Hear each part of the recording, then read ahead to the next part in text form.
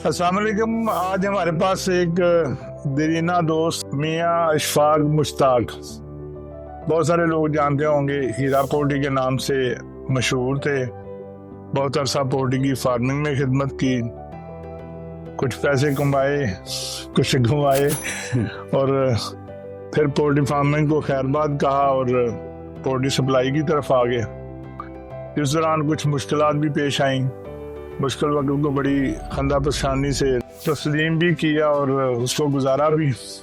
तो आज हमारे साथ ये बैठे हुए हैं और इनसे पूछते हैं इनके ज़िंदगी के हालात वाक़यात, कहाँ से ये चले और कहाँ तक आए और चिकन के बारे में इनकी राय क्या है।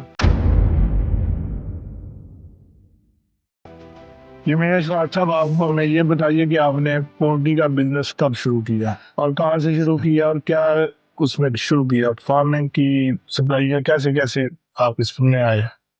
बिस्मिल्लाहिर्रहमानिर्रहीम। सबसे पहले मैं तारक जावेद साहब आपका बड़ा मशकूर हूँ कि आपकी ये काविशें हैं, जो कोशिशें हैं पोल्ट्री के, तो अल्लाह पाक आपकी ज़िंदगी तंदुरुस्ती रखे और इसी तरह पोल्ट्री के जो मामला है सारे आप देखते रहें। इसमें छोटी सी कोशिशें देखें, वो कितना असर करती है ये हमें नहीं पता, लेकिन हम अपना जो फर्ज है, इस बिजनेस से हम रिलेटेड है, इसी से रोजी रोटी कमाते हैं, तो हमारा फर्ज बनता है कि जो बेबुनियाद अफवाहें लोगों तक जाई जाती हैं सोशल मीडिया के जरिए, दूसरे मीडिया के, हम उसका तदारक करें, जितनी कोशिश हम कर सकते हैं वो तो करें। तो उसमें हम कोशिश कर रहे हैं, अल्लाह ताला हमें कामयाब करें। जी अल्लाह पाक आपको कामयाब करे। आपने सवाल किया है पोल्ट्री में मैं कैसे आया, ये 1987 की बात है। हमारे वालिद साहब काम करते थे तो उनको फार्मिंग का शौक था। उन्होंने फिर ये बागली पुलिया मनावे में इधर कोई 2500 की कैपेसिटी का ना वो पोल्ट्री ओपन शेड शुरू किया। तो उसमें फिर हमें कुछ एक्सपीरियंस हुआ, फिर हमने वो ओपन शेड की फार्मिंग की और कोई 5-7 हमने शेड उसमें दफा फ्रॉक डाले। उसके बाद फिर हमने एक सेल पॉइंट बना लिया शालीमार लिंक रोड पे, तो काफ़ी माशाल्लाह अच्छी सेल शुरू हो गई और बहुत हमने ये सेल किया गोश्त है। तो उसके बाद फिर मेरे भाई थे वो अब दुनिया फानी से जा चुके हैं, अल्लाह पाक मग़फ़िरत फरमाए, मियाँ बाबर मुश्ताक साहब। उन्होंने फिर भागदौड़ संभाली, कारोबार की। हमारा साथ डेयरी का भी लाइफ स्टॉक का काम था, ये मुर्गी और डेयरी, तो वो देखता था। मेरे भाई जो K2 पोल्ट्री प्रोजेक्ट के नाम से काम करते थे, उन्होंने फिर ये भागदौड़ कारोबार की संभाली, साथ साथ हमने फार्मिंग भी की, साथ साथ ये हमने चिकन का भी सिलसिला लिया का जी। तो कब फिर आहिस्ता आहिस्ता उधर टांगे बंद हो गए लिंक रोड पे, तो फिर वो हमने छोड़ दिया काम, फिर फोकस अपना इस पे पोल्ट्री पे रखा। तो इसमें मियाँ बाबर मुश्ताक साहब मेरे भाई जो है बड़ी मेहनत की और वो बड़ा आगे तक काम को लेकर गए।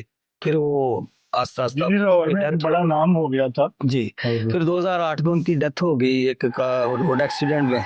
उसके बाद फिर मैंने भागदौड़ संभाली कारोबार की। मुझे भी इतना एक्सपीरियंस नहीं था, मैं भाई के काम को आगे लेके चला, लेकिन बस वो पोल्ट्री के कुछ मामला इस तरह के हो गए, कुछ पार्टनरशिप्स मेरी हो गई, कुछ मामले ऐसे खराब हो गए कि बहुत तकलीफ में वो अगला जो पीरियड ना गुजरा।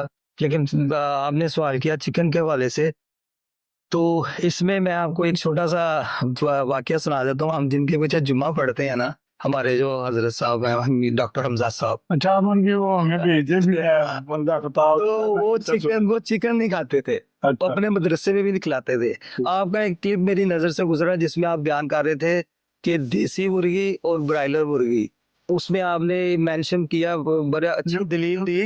हाँ, आपने उसमें कहा था कि एक बंदा हवाई जहाज से चला जाता है पिंडी और एक बंदा पैदल जाता है, काम जाना दोनों ही पिंडी है, तो इसमें कोई फर्क नहीं पड़ता, देसी खा ले ब्रायलर है तो प्रोटीन।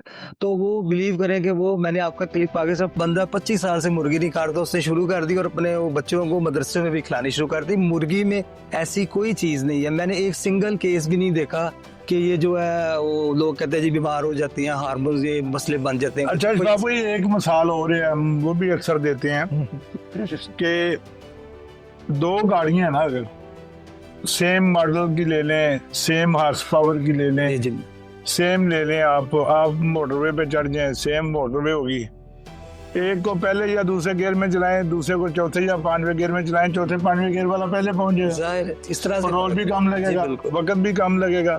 तो ये ब्रायलर 5वें गियर में चलता है। सही।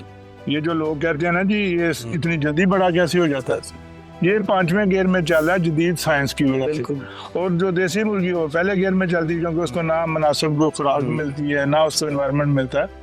तो ये छोटी छोटी आसान सी मिसालें हैं जिनसे लोगों को समझ आती है। जी जी बिल्कुल। तो इसी तरह ब्रायलर है कि उसका हम गियर जो है ना वो चेंज कर दिया, उसको हम जी, जी। अच्छी खुराक दे रहे हैं, अच्छी मेडिसिन दे रहे हैं, विटामिन दे रहे हैं, उसको मुनासिब एनवायरनमेंट दे रहे हैं, स्पेस अच्छी दे रहे हैं, तो जाहिर है फिर उसने जल्दी पलना बढ़नी है ना। तो यही बात लोगों को समझाने वाली है कि फर्क सिर्फ उसकी परवरिश का, उसकी खुराक का है, खामी उसमें कोई नहीं है। बिल्कुल आपकी बात ठीक है। इसमें वो मैंने देखा है कि जब भी पोल्ट्री ने तरक्की करने की कोशिश की है ना, लोगों को सस्ती मुर्गी मैसर आई है, तो लोगों ने जो शरपसंद नासर उन्होंने पैनिक फैलाना शुरू कर दिया। असल में कुछ लोग ना वो मुफक्किर बने कि यार ये महंगी, इनको पैसे बचने शुरू हो गए ना, ये अफवाहें फैलाओ, ये सस्ती हो जाए। हालांकि देखें, अगर ये ब्रायलर गोश्त अल्लाह की एक नेमत है, अगर ये ना हो तो मैं कहता हूँ लोग पता नहीं क्या करें। बकरे का गोश्त तो 5-10 हज़ार रुपए किलो हो जाए, आपकी पहुंच से बाहर हो जाए, तो ये अल्लाह का शुक्र अदा करना चाहिए कि अल्लाह ताला ने एक नेमत दी है, हलाल है। ये वो भी कौन सा पहुंच है। तो ये चीज़ें, बाकी जो चीज़ें पैनिक फैलाती हैं जी, अलाइशें हैं जी, मुर्दार मुर्गी या कचरे वाला डिपार्टमेंट, ये तो एक इसका चिकन ऑयल बनता है, इसकी कोई प्रोडक्ट तैयार होती होगी, साबुन वगैरह जो भी लोग करते हैं। बाकी ये अच्छा, लोगों को बताना पसंद करेंगे कि आप चिकन अपने घर में कितना खाते हैं, कैसे कैसे पकाते हैं, कौन कौन सी आइटम ज़्यादा पसंद करते हैं, और चिकन को बच्चे ज़्यादा पसंद करते हैं, ख़वातीन ज़्यादा पसंद करते हैं, या हमारे जैसे जवान ज़्यादा पसंद करते ये चिकन के हवाले से तो मैं आपको मज़ाक ऐसी बात बताऊंगा। मुझसे ये पूछें कि मैंने किस दिन नहीं खाया, हमारे घर में चिकन किस दिन नहीं पका, यानी कि इतना ज़्यादा पकता है। और आपको मज़े की बात बताऊँ, मेरे भाई उस वक्त जिंदा थे, हयात थे, जब बर्ड फ्लू आया ना, तो बिलीव करें कि मैं दावे से कहता हूँ सबसे ज्यादा चिकन हम नहीं खाया, जब मुर्गी 5 रुपए किलो गोश्त मस्जिदों में लान हुआ था, ले जो। और उस वक्त हमने नहीं कर सकते, तुम 7 लोगों को खिलाते रहे। आप तो मुकाबला नहीं कर सकते, वो आपको अपनी जगह ठीक है। ये क्रेडिट हम आपको नहीं लेने देंगे कि आपने हमसे ज्यादा खाया। इसमें कोई बीमारी नहीं है, कोई इश्यूज नहीं है। मैं आज भी आपके साथ बैठ के चिकन खाया, हमारे घर में डेली चिकन पकता है, और दूसरे जो शादी ब्याह के मामला होते हैं चिकन सहरे फहरिस्त ही होता है, तो अल्हम्दुलिल्लाह इसमें कोई ऐसी जी। नाज़रीन, इशफाक साहब की बातें आपने सुनी, बड़ी दिलचस्प और बड़े आसान अल्फाज में उन्होंने बताया कि चिकन खाना चाहिए। जी, बेस्ट प्रोटीन। बहुत शुक्रिया।